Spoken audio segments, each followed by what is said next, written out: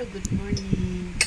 Happy Sunday, folks. Okay, we're having our family brunch at home California, Singapore, May 17, 2026. Here's my simple with a signature of